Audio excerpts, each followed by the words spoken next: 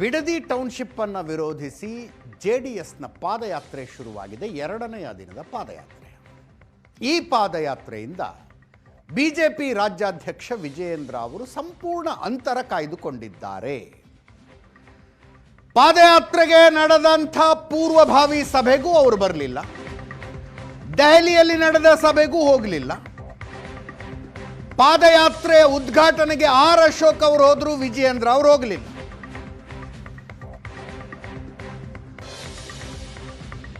ಇಲ್ಲೇ ಬೆಂಗಳೂರು ಅಕ್ಕಪಕ್ಕದಲ್ಲೇ ಬೇರೆ ಬೇರೆ ಕಾರ್ಯಕ್ರಮಗಳಲ್ಲಿ ಭಾಗಿಯಾಗಿದ್ರು ನಿನ್ನೆ ವಿಜಯೇಂದ್ರ ಅವರು.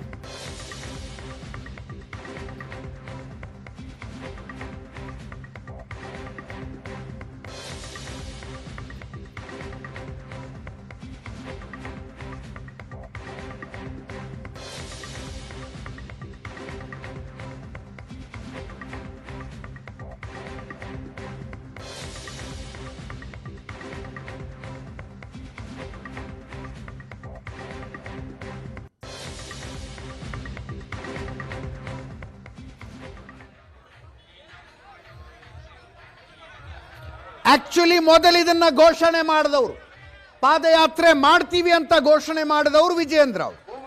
ಫ್ರೀಡಂ ಪಾರ್ಕ್ನಲ್ಲಿ ನಡೆದ ಬಿಜೆಪಿಯ ಪ್ರತಿಭಟನೆಗೆ ನಮ್ಮ ಜೊತೆಗೆ ಚರ್ಚೆ ಮಾಡದೆ ಘೋಷಣೆ ಮಾಡಿದ್ರು ಅಂತ ಜೆಡಿಎಸ್ನವರು ಬೇಜಾರು ಮಾಡಿಕೊಂಡ್ರು. ಆ ನಂತರ ಬಿಜೆಪಿ ಪಾದಯಾತ್ರೆಯ ಪ್ಲಾನ್ ಅನ್ನು ಕ್ಯಾನ್ಸಲ್ ಮಾಡಿಕೊಂಡು ಜೆಡಿಎಸ್ನ ವರ್ತನೆಯಿಂದ ವಿಜಯೇಂದ್ರ ಅವರು ಬೇಜಾರು ಮಾಡ್ಕೊಂಡಿದ್ದಾರೆ ಅಂತ ಸುದ್ದಿ ಇದೆ. ಬಿಡದಿ ಪಾದಯಾತ್ರೆ ಬಗ್ಗೆ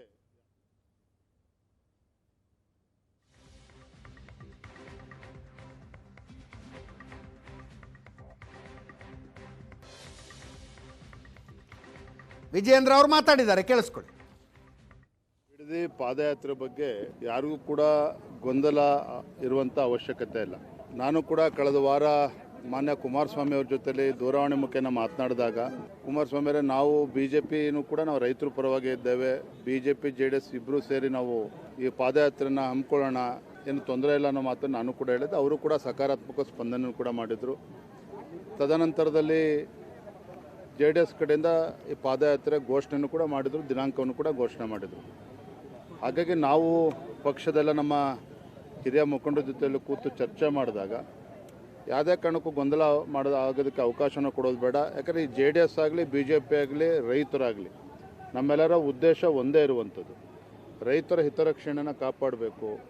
ಈಗಾಗಲೇ JDS ಅವರು ದಿನಾಂಕ ಘೋಷಣೆ ಮಾಡಿರೋದ್ರಿಂದ ಸಾಂಕೇತಿಕವಾಗಿ ಸಿಂಬಾಲಿಕ್ ಆಗಿ ನಾವು ಅವ್ರಿಗೆ ಖಂಡಿತ ನಾವು ಬೆಂಬಲವನ್ನು ಕೊಡಬೇಕು. ಸದನದ ಒಳಗಡೆನೂ ಕೂಡ ನಾವು ರೈತರ ಪರವಾಗಿ ಹೋರಾಟವನ್ನು ಮಾಡಬೇಕು ಅನ್ನೋ ಮಾತನ್ನು ನಾವು ಚರ್ಚೆ ಮಾಡಿಯೇ ಮೊನ್ನೆ ದಿನ ಆರ್ ಅಶೋಕ್ ಅವರು, ನಿನ್ನೆ ದಿನ ಆರ್ ಅಶೋಕ್ ಅವರು ನಮ್ಮೆಲ್ಲ ಪಕ್ಷದ ಮುಖಂಡರು ಹೋಗಿರುವಂಥದ್ದು. ನಾನು ಹೋಗದೇ ಇರೋದಕ್ಕೆ ಬೇರೆ ಏನೂ ಕಾರಣ ಇಲ್ಲ. ಪೂರ್ವ ನಿಗದಿತ ಕಾರ್ಯಕ್ರಮ ಚಿಕ್ಕಬಳ್ಳಾಪುರ, ಕೋಲಾರ ವಿಧಾನ ಪರಿಷತ್ ಚುನಾವಣೆ ನಿಮಿತ್ತ 2-3 ಬಾರಿ ಕಾರ್ಯಕ್ರಮಗಳು ನಿಗದಿಯಾಗಿ ಕ್ಯಾನ್ಸಲ್ ಆಗಿತ್ತು. ಭಾನುವಾರನೇ ಮಾಡಬೇಕು ಅಂತೇಳಿ ಅವ್ರ ಅಪೇಕ್ಷೆ ಇತ್ತು. ಹಾಗಾಗಿ ಪೂರ್ವ ನಿಯೋಜಿತ ಕಾರ್ಯಕ್ರಮದ ಪ್ರಕಾರ ನಾನು ನೆನ್ನೆ ಕೋಲಾರ ಚಿಕ್ಕಬಳ್ಳಾಪುರ ಹೋಗಿದ್ದೆ ವಿನಃ ನಾವು ಮತ್ತು ಸಾಂಕೇತಿಕವಾಗಿ ಅಂತ ಹೇಳಿದ ಮೇಲೆ ನಮ್ಮ ಆರ್ ಅಶೋಕ್ ಅವರು ನಮ್ಮ ಮುಖಂಡರೆಲ್ಲ ಹೋಗಿದ್ದಾರೆ. ಹಾಗಾಗಿ ಇದ್ರ ಬಗ್ಗೆ ಪಾದಯಾತ್ರೆಯ ಎರಡನೆಯ ದಿನ ಇವತ್ತು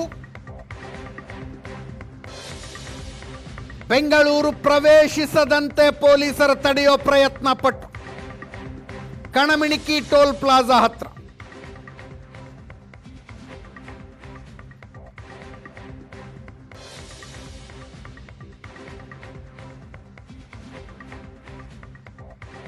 ಬೆಂಗಳೂರು ನಗರ ಪ್ರವೇಶಿಸದಂತೆ ತಡೆಯುವ ಪ್ರಯತ್ನ, ನಿಖಿಲ್ ಕುಮಾರಸ್ವಾಮಿ ಹಾಗೂ JDS ನಾಯಕರನ್ನ ವಶಕ್ಕೆ ಪಡೆಯೋ ಪ್ರಯತ್ನ ಪಟ್ಟು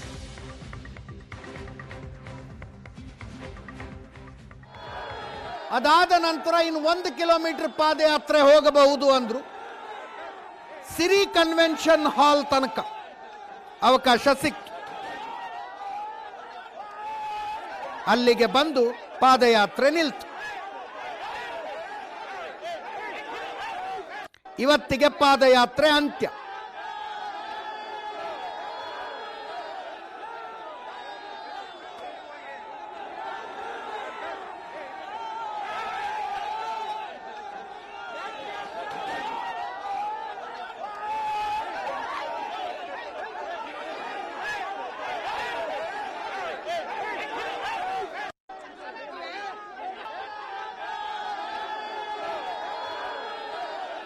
ಏನಾದರೂ ಇವತ್ತಿನ ಪಾದಯಾತ್ರೆಯಲ್ಲಿ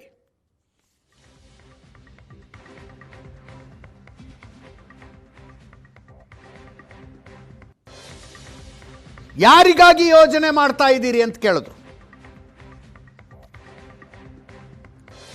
ರೈತರಿಂದ ಬಲವಂತವಾಗಿ ಜಮೀನು ತಗೊಳ್ತಾ ಇರೋದು ತಪ್ಪು, ಮುಖ್ಯಮಂತ್ರಿಗಳು ಜನರ ಮುಂದೆ ಸತ್ಯ ಹೇಳಬೇಕು ಅಂದ್ರು.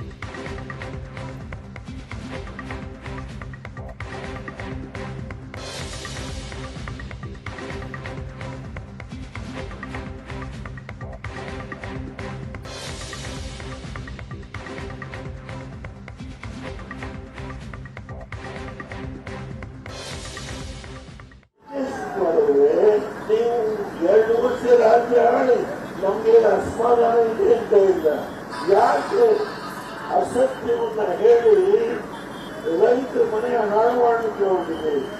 ಈ ಪ್ರಾಜೆಕ್ಟ್ ಅನ್ನ ಯಾರಿಗೋಸ್ಕರ ಮಾಡ್ತಾ ಇದ್ದೀವಿ ಹೇಳಿ, ಸತ್ಯ ಹೇಳಿ, ಯಾರಿಗೋಸ್ಕರ? 19 ತಾರೀಕು ನಾನು ಸಭೆಗೆ ಬರ್ತೇನೆ. ಜೈಲಿಗೆ ಹೋಗಲಿಕ್ಕೆ ಸಿದ್ಧ ಒಂದು ಸ್ಥಿತಿಗೆ ಮಾನಸಿಕವಾಗಿ ಹಾಗೆ ಮುಂದೆ ಕೈ ಮುಟ್ಟು ಪ್ರಾರ್ಥನೆ ಮಾಡ್ತೇನೆ. ರಾಮನಿಗೆ ಬಂದರೆ ಒಂದು ದೇಶ ಅಭಿವೃದ್ಧಿ ನಿಮ್ಮ ಇದರೊಂದಿಗೆ ಇವತ್ತಿನ ಪಾರ್ಟಿ ರೌಂಡ್ಸ್ ಮುಗಿಸ್ತಾ ಇದ್ದೀವಿ. ನೇರ ದಿಟ್ಟ ನಿರಂತರ ಸುದ್ದಿಗಾಗಿ ನೋಡ್ತಾ ಇರಿ ಏಷ್ಯಾನೆಟ್ ಸುವರ್ಣ ನ್ಯೂಸ್.